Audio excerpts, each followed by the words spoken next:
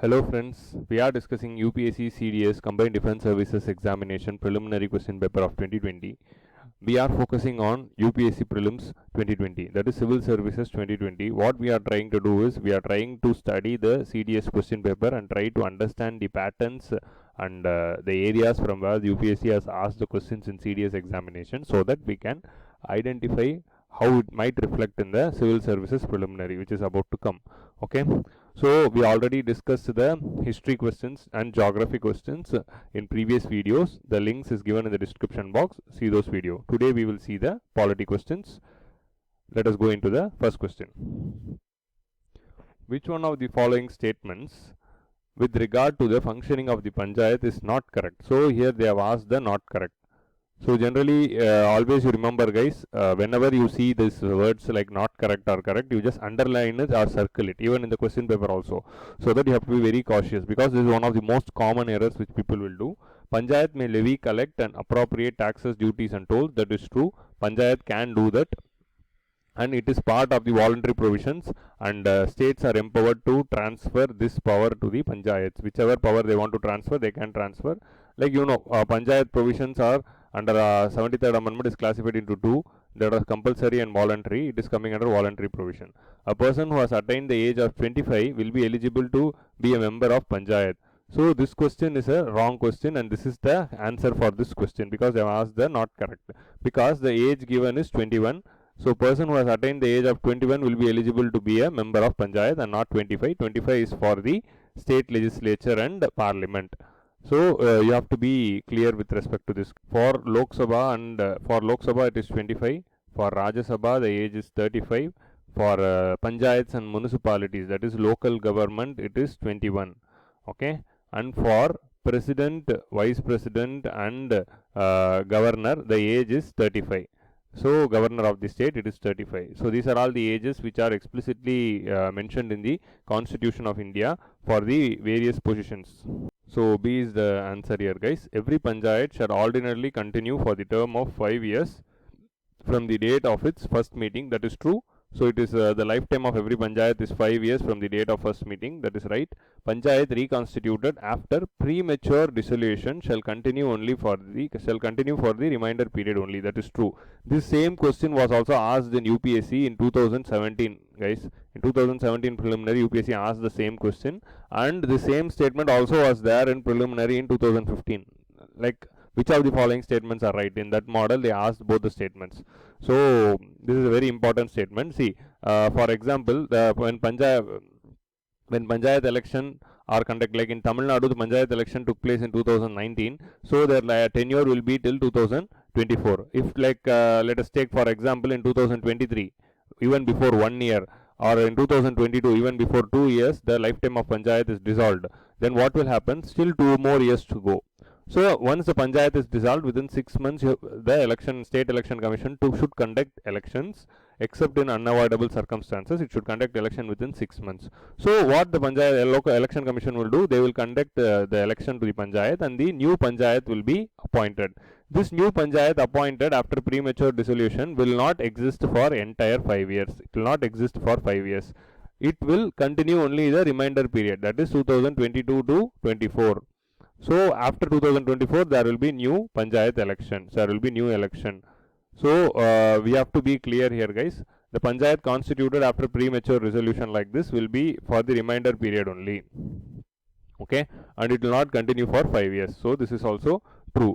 But this statement is not applicable if the remainder period is just 6 months. So this is also an exceptional cause which is given. Like for example, if like in our example, the panchayat is going to expire on 2024, right? 2024, and the month is going to be October. 2024 October month it is going to be. But for example, if the panchayat is getting dissoluted in the 2024, let us take 2024 May.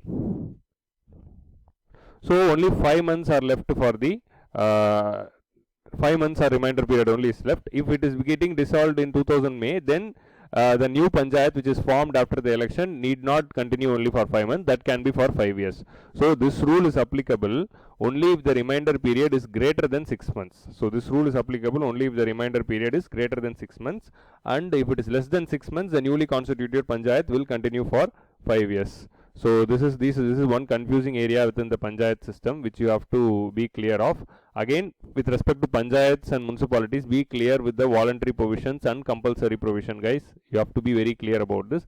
And you can remember the number of articles for important things like State Finance Commission or State Election Commission, like that. Okay. State legislature may authorize the panchayat. So first statement is true.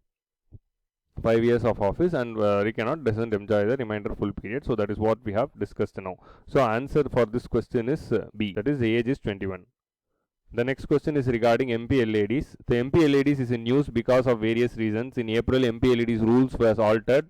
So that, see, there were two developments with respect to MPLADs recently. Once during the start of the COVID crisis, what happened? Government said that the returns to be filed with respect to audit report filed to be MPLADs is extended for 6 months. So this was the first rules they said. But later what happened? They scrapped this MPLAD scheme for the next 2 years. So they turned all the funds which were due for MPLAD for the COVID-19 response of the government. So they scrapped it for 2 years. So this earlier notification is meaningless. So MPLAD is a controversial thing which was in news. It is a scheme under Ministry of Statistics and Program Implementation, guys. It was this scheme was launched in 1993. When it was launched, the scheme was under Ministry of Rural Development, but later is what was transferred to Ministry of Statistics and Program Implementation. So let us see the question. Which of the following is not correct is asked again. See, not is asked. You have to be very clear. This not, even though they are given in bold, our subconscious mind will tend to forget. Members of the parliament sanction, execute and complete the products under the scheme. So actually for this question, the first statement itself is wrong. So this is the answer. So which we are going to mark. But let us discuss the other three statements and come back.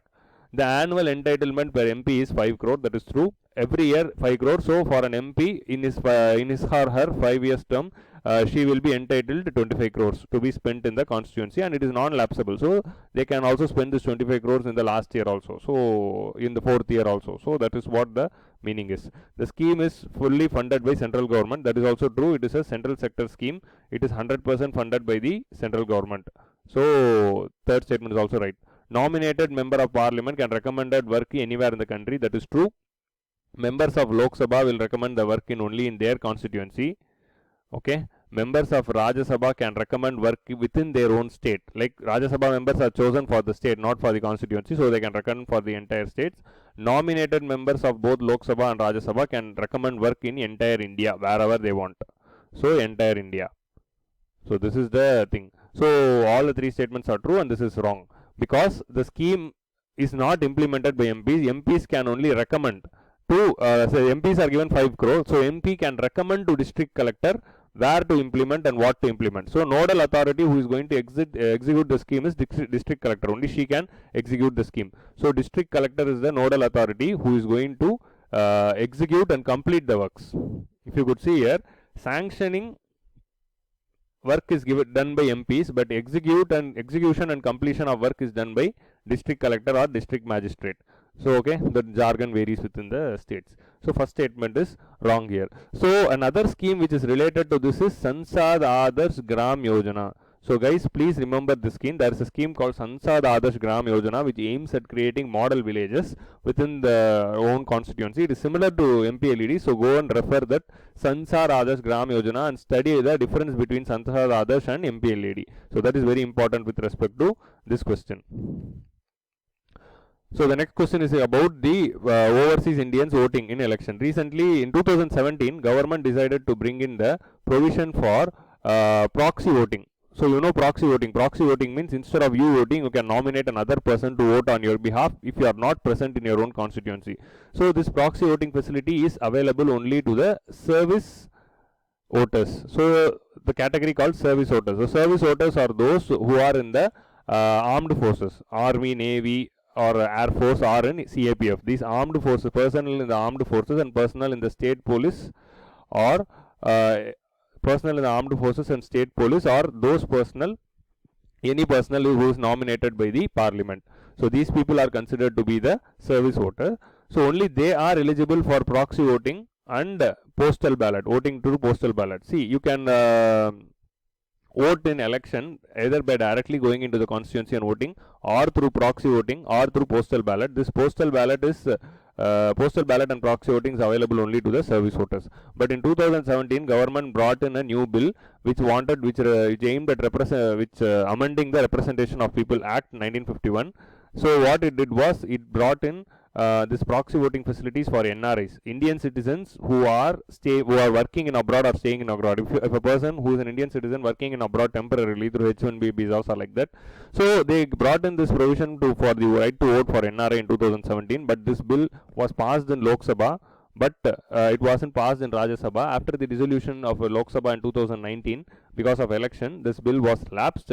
Again, cabinet gave approval for bringing in this bill in the present Lok Sabha. So government didn't introduce the bill yet, but they are planning to bring in the bill again to give the proxy voting rights to NRIs, because according to the recent report, there are almost 17 million NRIs who are Indians who are working abroad and sending back the remittances. Okay, and by including the family members, they are almost 3 crore population. 17 million is just 1.7 crore, but by including the family members, there are 3 crore people who are living abroad, and they are Indians who are living abroad. In order to give them voting rights, government is decided to bring this scheme. So 3 crore means it is almost 4% of voter population, 4 to 5% of vote share. 4 to 5% is a very high vote share which can change the electoral dynamics. So that's why this constituency is a very important constituency. So this is the bill. The government cabinet gave approval, and government has decided to introduce the bill. Still the bill has not yet introduced, so this provision hasn't come yet. Government is just planning to bring. As of now, only service voters can vote, if at all. Now let us go to the question. An overseas Indian can exercise or franchise in an election of Lok Sabha under which of the following condition? When an overseas Indian can vote? An overseas Indian is not barred from voting. An overseas Indian can vote if he or she is citizen of India, if her or his name is found in the electoral roll. So you should have your name in any electoral roll within India, and they must be present in India. You have to come to India and vote. So overseas Indian, if they want to vote, they have to come to India and vote. That provision is available. So all the 3 statements are right here. All the 3 statements should be satisfied. Only then the overseas Indian can come and vote. Okay. So this is one thing which we have to note with respect to the question. In recent 2019 election, out of the 3 crore Indians who are staying abroad, only 12,000 Indians came back. 12,000 Indians came back for voting.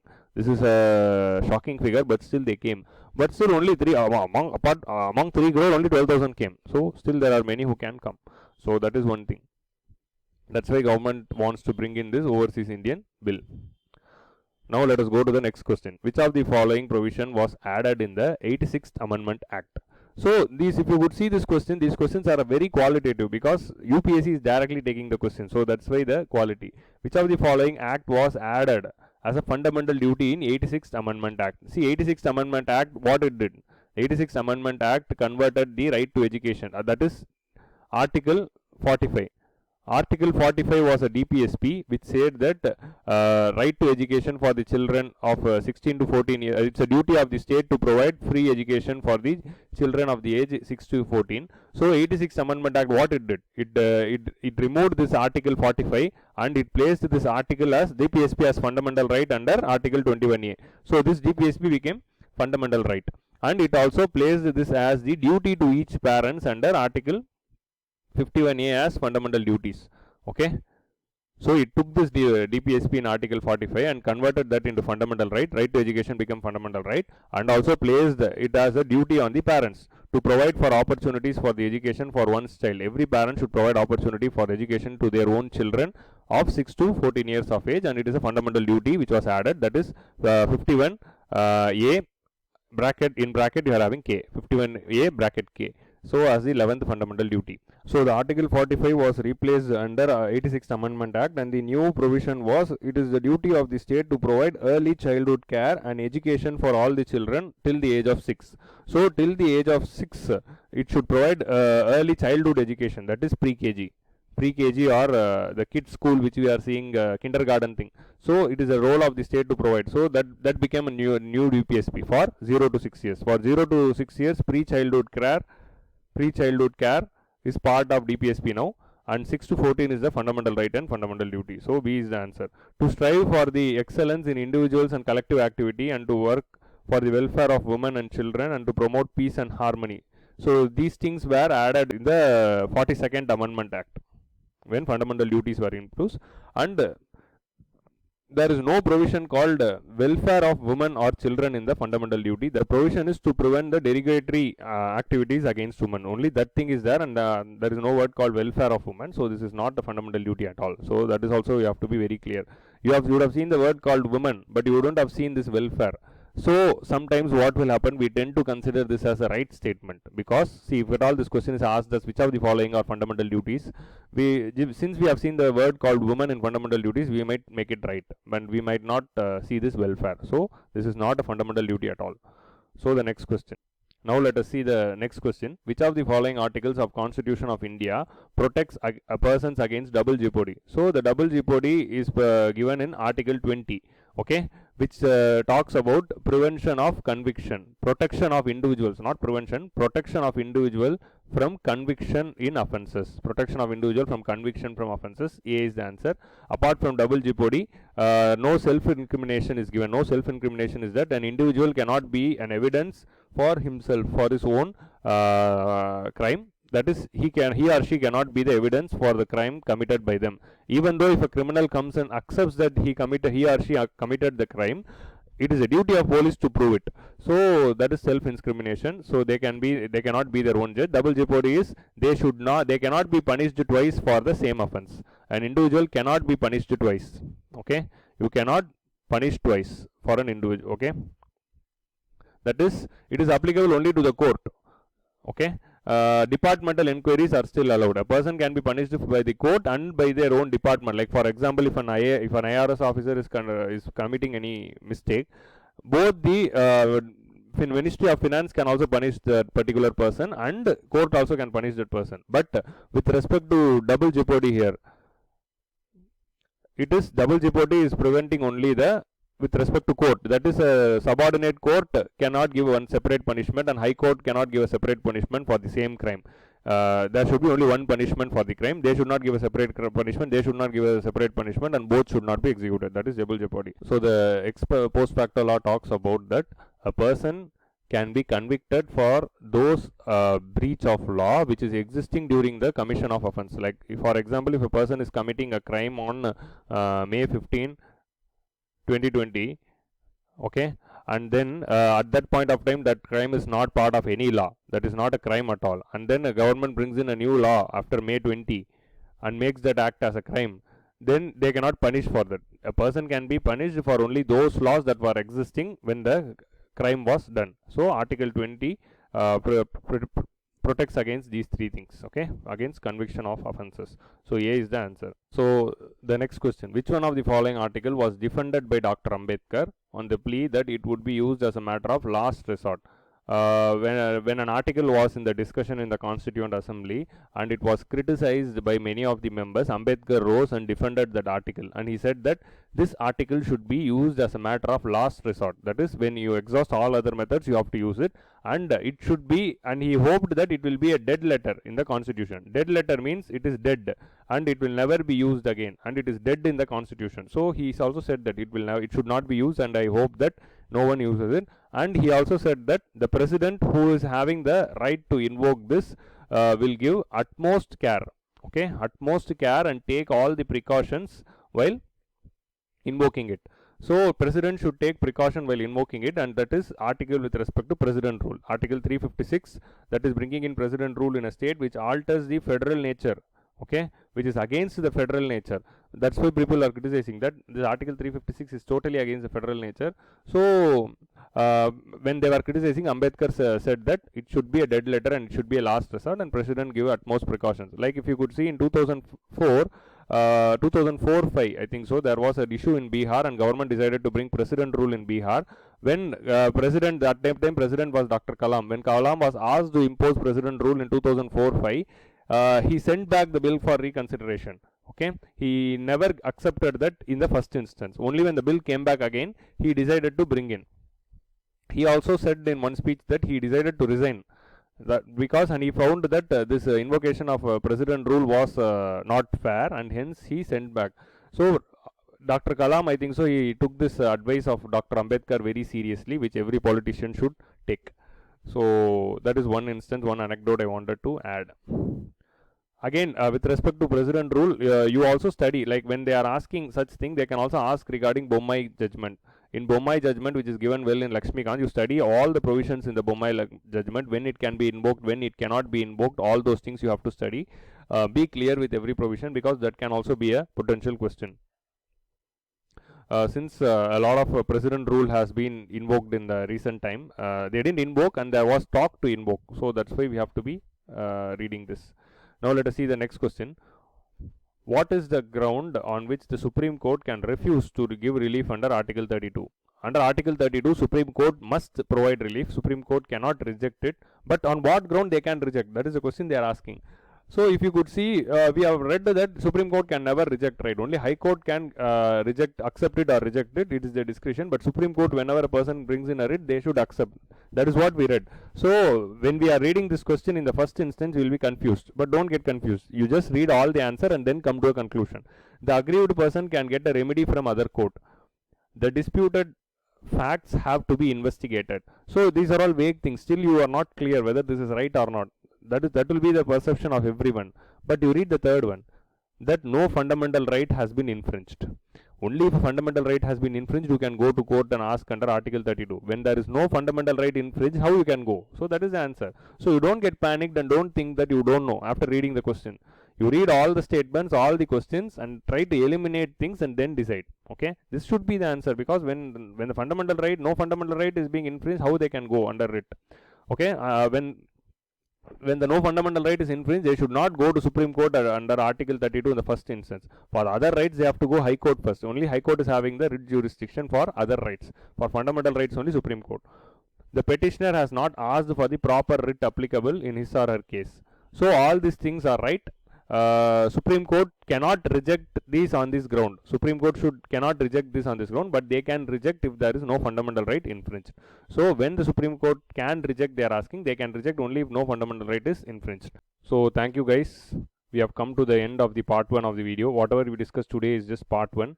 There are still more polity questions left which has to be discussed, which I will be continuing in the part 2 video of the polity, which will be uploaded soon. I have also discussed the history and geography questions which was asked in CDS examination in previous videos. You do see those videos. We will continue with the part 2 of the polity in the next video. Thank you guys. Stay home and stay safe.